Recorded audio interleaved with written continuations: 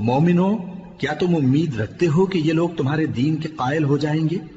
حالانکہ ان میں سے کچھ لوگ کلام اللہ یعنی تورات کو سنتے، پھر اس کے سمجھ لینے کے بعد اس کو جان بوجھ کر بدل دیتے رہے ہیں۔ اور یہ لوگ جب مومنوں سے ملتے ہیں تو کہتے ہیں ہم ایمان لے آئے ہیں، اور جس وقت تنہائی میں ایک دوسرے سے ملتے ہیں تو کہتے ہیں جو بات اللہ نے تم پر ظاہر فرمائی ہے وہ تم ان کو اس لیے بتائے دیتے ہو کہ قیامت کے دن اسی کے حوالے سے تمہارے پروردگار کے سامنے تم کو الزام دیں۔ کیا تم سمجھتے نہیں؟ کیا یہ لوگ یہ نہیں جانتے کہ جو کچھ یہ چھپاتے اور جو کچھ ظاہر کرتے ہیں اللہ کو سب معلوم ہے؟ اور بعض ان میں ان پڑھ ہیں کہ اپنی آرزوؤں کے سوا اللہ کی کتاب سے واقف ہی نہیں،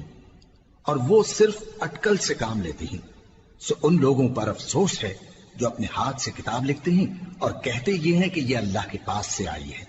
تاکہ اس کے عوض تھوڑی سی قیمت یعنی دنیاوی منفعت حاصل کریں۔ سو ان پر افسوس ہے اس لیے کہ بے اصل باتیں اپنے ہاتھ سے لکھتے ہیں، اور پھر ان پر افسوس ہے اس لیے کہ ایسے کام کرتے ہیں، اور کہتے ہیں کہ دوزخ کی آگ ہمیں چند روز کے سوا چھو ہی نہیں سکے گی۔ ان سے پوچھو کیا تم نے اللہ سے اقرار لے رکھا ہے کہ اللہ اپنے اقرار کے خلاف نہیں کرے گا؟ یا تم اللہ کے بارے میں ایسی باتیں کہتے ہو جن کا تمہیں مطلق علم نہیں؟ ہاں کیوں نہیں، جو برے کام کرے اور اس کے گناہ ہر طرف سے اس کو گھیر لیں تو ایسے لوگ دوزخ میں جانے والے ہیں، اور وہ ہمیشہ اس میں جلتے رہیں گے، اور جو ایمان لائیں اور نیک کام کریں وہ جنت کے مالک ہوں گے اور ہمیشہ اس میں عیش کرتے رہیں گے۔ اور جب ہم نے بنی اسرائیل سے عہد لیا کہ اللہ کے سوا کسی کی عبادت نہ کرنا، اور ماں باپ اور رشتہ داروں اور یتیموں اور محتاجوں کے ساتھ بھلائی کرتے رہنا،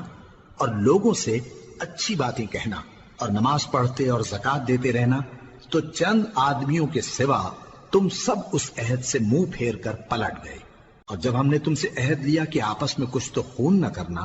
اور اپنوں کو ان کے وطن سے نہ نکالنا، تو تم نے اقرار کر لیا اور تم اس بات کو مانتے بھی ہو۔ پھر تم وہی ہو کہ اپنوں کو قتل بھی کر دیتے ہو، اور اپنے میں سے بعض لوگوں پر گناہ اور ظلم سے چڑھائی کر کے انہیں وطن سے نکال بھی دیتے ہو، اور اگر وہ تمہارے پاس قید ہو کر آئیں تو بدلہ دے کر ان کو چھڑا بھی لیتے ہو، حالانکہ ان کا نکال دینا ہی تم پر حرام تھا۔ یہ کیا بات ہے کہ تم کتاب اللہ کے بعض احکام کو تو مانتے ہو اور بعض سے انکار کیے دیتے ہو؟ تو جو تم میں سے ایسی حرکت کریں ان کی سزا اس کے سوا اور کیا ہو سکتی ہے کہ دنیا کی زندگی میں تو رسوائی ہو اور قیامت کے دن سخت سے سخت عذاب میں ڈال دیے جائیں۔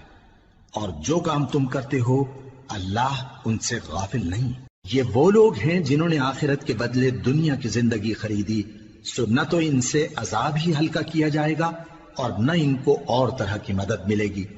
اور ہم نے موسیٰ کو کتاب عنایت کی اور ان کے پیچھے یکے بعد دیگرے پیغمبر بھیجتے رہے، اور عیسیٰ ابن مریم کو کھلے نشانات بخشے اور روح القدس یعنی جبرائیل سے ان کو مدد دی۔ تو کیا ایسا ہے کہ جب کوئی پیغمبر تمہارے پاس ایسی باتیں لے کر آئے جن کو تمہارا جی نہیں چاہتا تھا تو تم سرکش ہو جاتے رہے، اور ایک گروہ انبیاء کو تو جھٹلاتے رہے اور ایک گروہ کو قتل کرتے رہے، اور کہتے ہیں ہمارے دلوں پر پردے ہیں؟ نہیں، بلکہ اللہ نے ان کے کفر کے سبب ان پر لعنت کر رکھی ہے،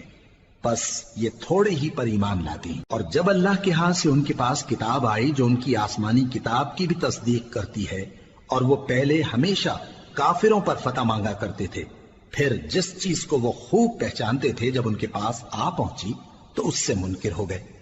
بس کافروں پر اللہ کی لعنت۔ جس چیز کے بدلے انہوں نے اپنے تئیں بیچ ڈالا وہ بہت بری ہے، یعنی اس جلن سے کہ اللہ اپنے بندوں میں سے جس پر چاہتا ہے اپنی مہربانی سے نازل فرماتا ہے۔ اللہ کی نازل کی ہوئی کتاب سے کفر کرنے لگے تو وہ اس کے غضب بالائے غضب میں مبتلا ہو گئے،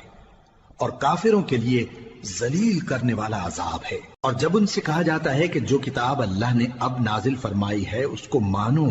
تو کہتے ہیں کہ جو کتاب ہم پر پہلے نازل ہو چکی ہے ہم تو اسی کو مانتے ہیں، یعنی یہ اس کے سوا اور کتاب کو نہیں مانتے، حالانکہ وہ سراسر سچی ہے، اور جو ان کی آسمانی کتاب ہے اس کی بھی تصدیق کرتی ہے۔ ان سے کہہ دو کہ اگر تم صاحب ایمان ہوتے تو اللہ کے پیغمبروں کو پہلے ہی کیوں قتل کیا کرتے تھے؟ اور موسیٰ تمہارے پاس کھلے ہوئے معجزات لے کر آئے، پھر تم ان کے کوہ طور پر جانے کے بعد بچڑے کو معبود بنا بیٹھے، اور تم اپنے ہی حق میں ظلم کرتے تھے۔